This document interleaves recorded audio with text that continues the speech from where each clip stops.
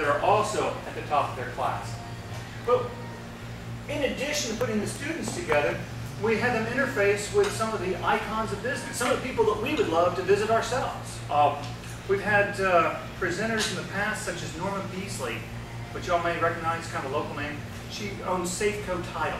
You remember Safeco? She sold Safeco Title for millions of dollars. She was a lawyer back when women didn't become lawyers, and opened this title company, and then sold the title company for millions of dollars, and gave over $1 million grant to the University of Arkansas, where she went to law school, for the Norma Beasley building.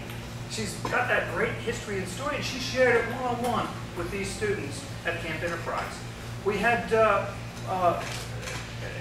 Hoovers, who, have you all heard of Hoovers.com? He created Hoovers.com. He created several other big names on the internet, and he's come out to speak to the students. So we have some people who've really done some major things in their lives, showing the students how free enterprise system works. We also have motivational speakers and coaches, a college night where the local colleges and junior colleges come out and present the students with the different options that are available for education. And for many junior colleges, if they can go through the junior college and maintain a GPA, they can transfer in and have the Texas A&M or University of Texas or another Texas school paid for the final 2 years. So we're talking about scholarship opportunities, how to manage money. We have Betty Banks, who works with the Consumer Counsel and Credit Corp, CCCC. Come on, talk about just how to manage your money. Because somehow, I don't know where we got it from, but people are expected at the age of 18 to suddenly be able to figure out how to go off on their own, sign an apartment lease, get these credit card offers, pay the bills back, get the student loans, and manage their finances without much education. We start the beginnings of financial education as well for these students. Very neat program. The students come together and they create teams. In fact, we pair them up, match them up with teams of 8 to 10 students. And these teams compete against each other in a free enterprise game that was created by the Junior Achievement Group. And that free enterprise system game is a game in which the students will decide how many widgets to produce, at what cost, and how much to invest in machinery and equipment. Of course, we don't make them widgets. That's not interesting enough. We've made them CDs and things that the students are a little more interested in. And they get together as their team and compete on this game throughout the 3 days of the 4-day camp. In addition, they do other team exercises, such as create a new business idea, and then do a skit on the business idea. And it's kind of intriguing to just sit and watch their skits of the things they've come up with. In fact, I remember 5 years ago, one team said, wouldn't it be neat if you could just hum a few words of a song and figure out what the name of that song was and who the artist is, so you can manage your iPods and things like that. I didn't think that was a big need. Who needs to figure out what a is all about and what songs those are? But it turned out that just 2 years ago, a company was launched that actually does this. And Andy, you were talking about it last week. Shazam? Shazam, or whatever the name of it. You know what Where you hear a song and know what it is? Shazam, all right. The needs are out there. The ideas are out there even before things are developed. And I've seen some of the really cool ones come out of the students themselves. So it's a neat program to create the company, to talk about the company, how they build the company. It's held at Camp Hobbitzell. If y'all never been out to Camp Hobbitzell, you can see a lake in the background. We have 100 students there. It's a Salvation Army camp. And the Camp Hobbitzell has been a great location because we have the recreational facilities as well. So you'll see pictures of the students playing pool or foosball, or at the basketball court, or out around the lake, or at the amphitheater. And it provides a lot of social interaction as well as a business interaction.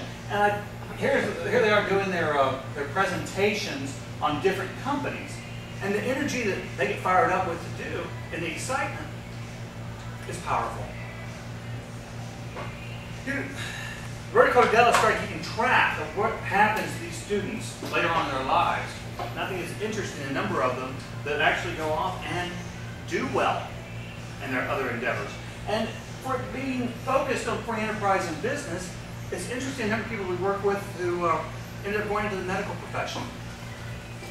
Of course, that's business anymore, isn't it? So I guess it isn't too surprising. If you're in the medical profession, you need to know a little bit about business. Heck, if you're working for a company, you need to know a little bit about business to be able to properly function within the corporation. I think that all of us should have had some business education, but we don't get it.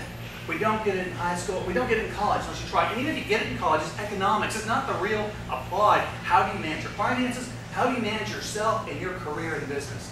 I think Camp Enterprise is very powerful because it gives this to the students over that 4 days. Now, in your newsletter, you'll see that we are having Camp Enterprise this September 10th to the 13th. School's already started. DISD allows the students to miss their 2 days of school. Many of these students are AP students. That means advanced placement. They all have extra homework. It's funny, on the first day of camp, they all talk about trying to make sure they get enough study time over the weekend. By late Saturday evening, that seems to not be the biggest concern of the students. But they come out Thursday, right after school, and they miss Friday. DISD provides the buses. And when the buses arrive, we have volunteers helping check them out. And that's the type of work they always need help with. On Thursday, when the students arrive, to get them assigned to their dorms, to help them get settled in, to move them from one place to another is a challenge. And then just providing general chaperoning. With 120 students all put together, you need to, even with these, well, come on in. Get the flag, I'll get the chair. Okay, now it works. Okay. Hi.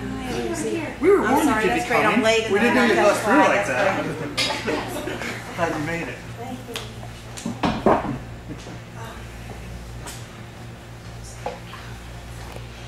So, with honor students, we have very few disciplinary problems. They're very good students, but they do require enough adult supervision and chaperoning.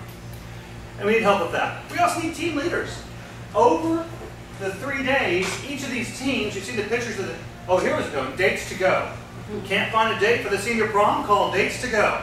We told them that was not going to work in the real world. They already had some of those. Oh, that's an iPhone app, yeah. And did you see that last slide, that airplane going straight down?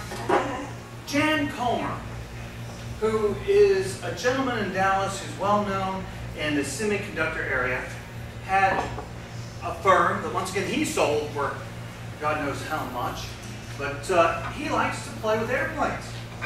And he's in his 70s and he's a stunt pilot. And he comes out and does an air show for the students on Saturday afternoon. A lot of these people have never seen an air show, much less one up close, and much less one up close in which after the guy finishes doing the air show, he comes out and talks to them about how to build a business so you can do the fun things you really want to do.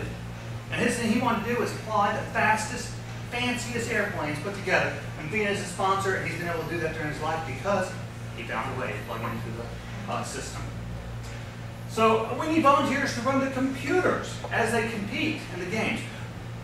The big job is the person that will stay for all 3 days with one team and be the team leader. Generally, we find those who don't have any business background are the best team leaders. You learn together with the students. It seems that those who know too much mess up the game already too early. So for those of you who say, well, I don't know anything about this, I can't be the leader on that, you certainly could. And MBAs, be cautious. If you want to do the volunteer work, fine. We'd love to have you out there, but the MBA may be a hindrance to you as you go through. You said great fellowship between the students who make friendships that then are carried on